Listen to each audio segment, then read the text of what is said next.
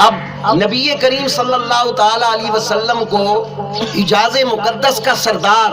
اور حجاز مقدس کا قائد کہا جاتا ہے، تو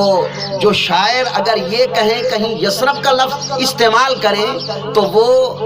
عبدالعزیز خلیفہ راشد عمر بن عبدالعزیز رحمۃ اللہ تعالی علیہ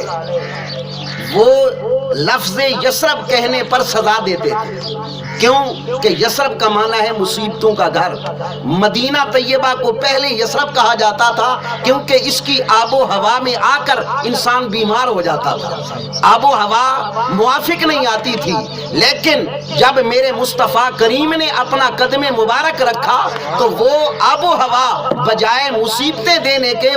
وہ شفا اور وہ نعمتیں عطا کرنے لگا۔ سبحان اللہ۔ تو اس لیے محدثین کرام، مفسرین کرام اور علماء فرماتے ہیں کہ اب سرکار کو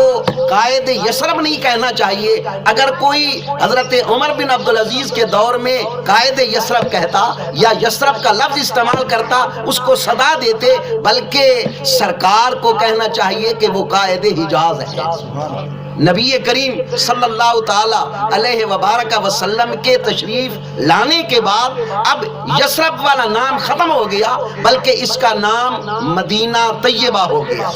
اور اس شہر کے نام ویسے تو علماء نے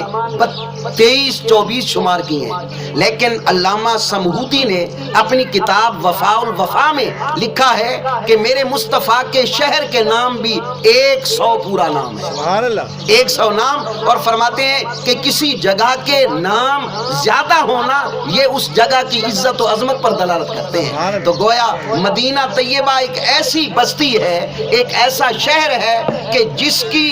صرف عام بندے نہیں بلکہ اللہ